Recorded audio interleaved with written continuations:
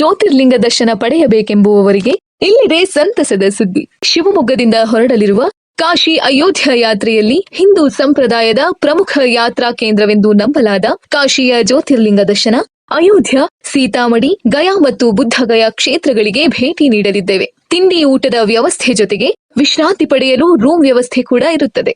ಜೊತೆಗೆ ಈ ಯಾತ್ರೆಯಲ್ಲಿ ಅನುಭವವುಳ್ಳ ಗೈಡ್ಗಳು ಕೂಡ ನಮ್ಮ ಜೊತೆ ಪ್ರಯಾಣಿಸಲಿದ್ದಾರೆ. ನೀವು ಕೂಡ ಈ ತೀರ್ಥ ಕ್ಷೇತ್ರಗಳ ದರ್ಶನ ಪಡೆಯಬೇಕೆಂದರೆ ಹಿಂದೆ ಕರೆ ಮಾಡಿ.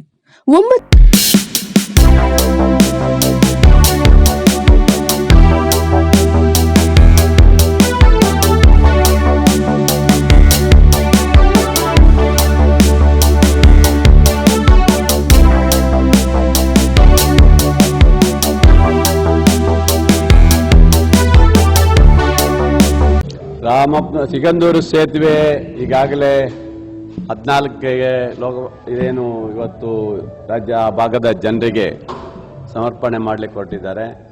ಇದರಲ್ಲಿ ಸ್ವಲ್ಪ ರಾಜಕೀಯ ಎಲ್ಲ ಮಾಡ್ತಾ ಇದ್ದಾರೆ. ಇವತ್ತು ಬಿಜೆಪಿಯವರು ಈ ಸೇತುವೆಯನ್ನು ಬಹಳ ಬಿಂಬಿಸ್ಕೊಂಡು ಪಕ್ಷದ ಕಾರ್ಯಕ್ರಮದ ಬಿಂಬಿಸ್ಕೊಳ್ತಾ ಇದ್ದಾರೆ. ನಮಗೇನು ಆ ಥರ ಏನು ತೊಂದರೆ ಇಲ್ಲ. ಯಾಕಂದರೆ ಆ ಭಾಗದ ಜನರಿಗೆ ಸೇತುವೆ ಬೇಗ ಉದ್ಘಾಟನೆ ಆದರೂ ಸಾಕು, ನಾವೇನೂ ಇಲ್ಲ. ಅದರಲ್ಲೂ ಗಡ್ಕರಿ ಸಾಹೇಬರು ಬರೋದ್ರಿಂದ, ಯಡಿಯೂರಪ್ಪನವ್ರು ಬರೋದ್ರಿಂದ, ಪ್ರಹ್ಲಾದ್ ಜೋಶಿ ಅವ್ರು ಬರೋದ್ರಿಂದ ನಾವು ಯಾವತ್ತೂ ಆ ಥರ ಇದು ಮಾಡ್ಲಿಕ್ಕೆ ಹೋಗ್ತಾ ಇಲ್ಲ. ನಮಗೇನು ಇವತ್ತಿಗೂ ಇನ್ವಿಟೇಷನ್ ಕೊಡಲಿಲ್ಲ, ಇನ್ನೂ ಬರಲಿಲ್ಲ. ಏನು ನಡೀತದೆ ಅನ್ನೋದು ಇವತ್ತಿಗೂ ನಮ್ಗೆ ಹೇಳಿಲ್ಲ. ದಿನಾ MP ಅವ್ರು ಬರ್ತಾರೆ, ಅಲ್ಲಿ ಶಾಮಿಯಾನ ನೋಡ್ತಾರೆ, ಸೇತುವೆ ನೋಡ್ತಾರೆ, ಬರ್ತಾರೆ, ಸೇತುವೆ ನೋಡ್ತಾರೆ, ಹೋಗ್ತಾರೆ, ಪಕ್ಷದ ಕಾರ್ಯಕ್ರಮ ಮಾಡ್ತಾರೆ. ಮನೆಗೆ ಹೋಗಿ ಎಂಥದ್ದು ಗರ್ ಸೇತುವೆ ಅಂತ ಹೇಳಿ ಏನೋ ಹೇಳ್ತಾ ಇದ್ದಾರೆ ಅಂತ ಎಲ್ಲ ಸುದ್ದಿ ಇದೆ. ಎಲ್ಲ ಹ್ಯಾಂಡ್ಬಿಲ್ ಹಾಕಿ ಮನೆಗೆ ಹೋಗಿ ನೀವು ಬರಬೇಕು, ಈ ಸೇತುವೆ ನಿರ್ಮಾಣ ಆಗ್ತದೆ ಅಂತ ಹೇಳಿದ್ದಾರೆ. ನಮಗೆ ಅಭ್ಯಂತರ ಇಲ್ಲ. ನಾನು ಮುಂಚೆನೇ ಹೇಳಿದೆ, ಇದು ನಮ್ಮ ಸರ್ಕಾರದಲ್ಲ, ಕೇಂದ್ರ ಸರ್ಕಾರದ ಯಡಿಯೂರಪ್ಪನವ್ರು ಮಾಡಿದ್ದಾರೆ. ಯಡಿಯೂರಪ್ಪನವರ ಒಂದು ಸಹಕಾರದಿಂದ ಸೇತುವೆ ಆಗಿದೆ, ಇದೆಲ್ಲ ಅವ್ರಿಗೆ ಸೇರ್ಬೇಕಂತ ಹೇಳಿದ್ದೀವಿ.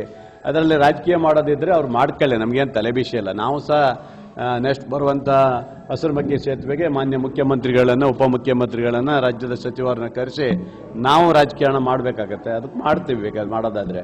ಅದರಿಂದ ಈ ದೇಶದ ಮುಂದಿನ ಪ್ರಧಾನಿಯಾಗುವಂಥ ಗಡ್ಕರಿ ಸಾಹೇಬರು ಬರ್ತಾ ಇದ್ದಾರೆ. ಈ ದೇಶದ ಮುಂದಿನ ಪ್ರಧಾನಿಯಾಗುವಂಥ ಗಡ್ಕರಿ ಸಾಹೇಬರು ಬರೋದ್ರಿಂದ ನಾವು ಯಾವತ್ತೂ ಅದಕ್ಕೆ ಭಂಗ ಕೊಡೋದಿಲ್ಲ. ಇವ್ರು ಏನು ಬೇಕಾದ್ರೂ ಮಾಡ್ಕೊಳ್ಳಿ, ಏನು ಬೇಕಾದ್ರೂ ಪಕ್ಷದ ಕಾರ್ಯಕ್ರಮ ಮಾಡ್ಕೊಳ್ಳಿ. ನಾನು ಸಹ ಆ ಉದ್ಘಾಟನೆಗೆ ಹೋಗ್ತೇನೆ. ಅಲ್ಲಿ ಇವತ್ತು ನಮ್ಮ ರಾಜ್ಯದ ಮಂತ್ರಿಗಳಾದಂಥ ನಮ್ಮ ಇವರು ಲೋಕೋಪಯೋಗಿ ಇಲಾಖೆ ಮಂತ್ರಿಗಳಾದಂಥ ಸನ್ಮಾನ್ಯ ಜಾರಕಿಹೊಳಿ ಸಾಹೇಬರು ಬರ್ತಾರೆ, ಮಧು ಬಂಗಾರಪ್ಪನವ್ರು ಬರ್ತಾರೆ, ನಾವು ಬರ್ತೀವಿ. ಹೋಗಿ ಉದ್ಘಾಟನೆ ನಾವು ಮಾಡ್ತೀವಿ. ಅದರಲ್ಲೇನು ಎರಡು ಮಾತಿಲ್ಲ. ನಾಮಕರಣ ವಿಚಾರದಲ್ಲೂ ರಾಜ್ಯ ಸರ್ಕಾರ ಪರಿಗಣನೆ ತಗೊಂಡೇ ನಾಮಕರಣ ಮಾಡ್ತಾರೆ. ನೋಡ್ರಿ, ರಾಜಕಾರಣ ಮಾಡೋವಂಥದ್ದು ಇದ್ದರೆ ಅವ್ರು ಏನು ಬೇಕಾದ್ರೂ ಮಾಡ್ಕೊಳ್ಳಿ. ನೋಡಿ, ಸೇತುವೆಗೆ ಹೇಳಿದ್ದೀವಿ, ಇದು ಚೌಡೇಶ್ವರಿ ಸಿಗಂದೂರು ಚೌಡೇಶ್ವರಿ ಸೇತುವೆ ಅಂತೆಲ್ಲ ಆಗಬೇಕು. ಇದು ಬೇರೆ ಏನೇ ಮಾಡಿದ್ರು ಅದಕ್ಕೆ ಅವಕಾಶ ಇಲ್ಲ. ಅವ್ರು ಬೇಕಾದ ಮೇಲ್ಗಡೆಯಿಂದ ಮಾಡ್ಕೊ ಬಂದರೂ ಸಹ ಆ ಬೋರ್ಡ್ ಅಲ್ಲಿ ಬರೋಲ್ಲ. ಅಲ್ಲಿ ಆ ಬೋರ್ಡ್ ಹಾಕ್ಲಿಕ್ಕೂ ಬಿಡೋದಿಲ್ಲ. ನಾವು ಏನಿದ್ರು ಸಿಗಂದೂರು ಚೌಡೇಶ್ವರಿ ಸೇತುವೆ ಅಂತೆಲ್ಲ ಬರಬೇಕು. ಆ ಭಾಗದ ಜನರದ ಎಲ್ಲರ ಒಂದು ಏನು ತಾಯಿಯ ಆಶೀರ್ವಾದದಿಂದ, ತಾಯಿಯ ಒಂದು ಇದರಿಂದಲೇ ಇವತ್ತು ಆಗಿದೆ ಅಂತ ನಾವು ತಿಳ್ಕೊಂಡಿದ್ದೀವಿ. ಸಿಗಂದೂರು ದೇವಸ್ಥಾನದಲ್ಲೇ ಇದೇ ಯಡಿಯೂರಪ್ಪ ಸಾಹೇಬರು ಉಪಮುಖ್ಯಮಂತ್ರಿ ಆದಂಥ ಸಂದರ್ಭದಲ್ಲಿ ಹೇಳಿಕೆ ಕೊಟ್ಟಿದ್ರು.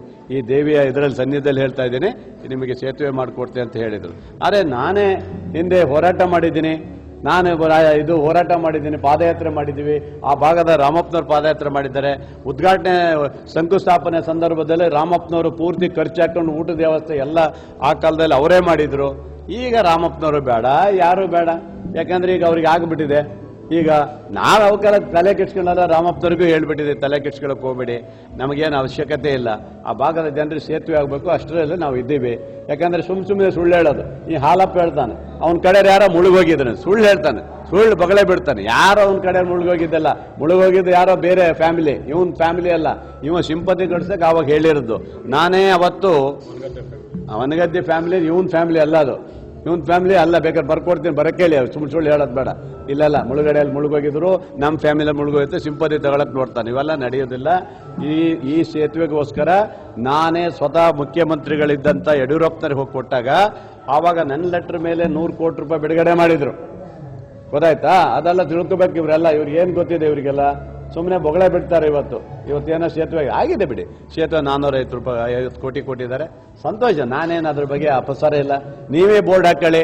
ನಾನು ಹೇಳಿದ್ನಲ್ಲ, ಬೇಕಾದ್ರೆ ಯಡಿಯೂರಪ್ಪನವರು ಅವ್ರ ಮಗಂದು ಒಂದು ಬೇಕಾದ್ರೆ ಒಂದು ಏನು ಒಂದು ವಿಗ್ರಹನೇ ಬೇಕಾದ್ರೆ ಸ್ಥಾಪನೆ ಮಾಡಿ ಇಟ್ಕೊಬಿಡ್ಲಿ, ನಾವೇನು ಬೇಡ ಅನ್ನೋದಲ್ಲ, ಆ ಥರ ಮಾಡ್ಕೊಳ್ಳಿ, ನಾವು ಬೇಡ ಅನ್ನೋದಲ್ಲ.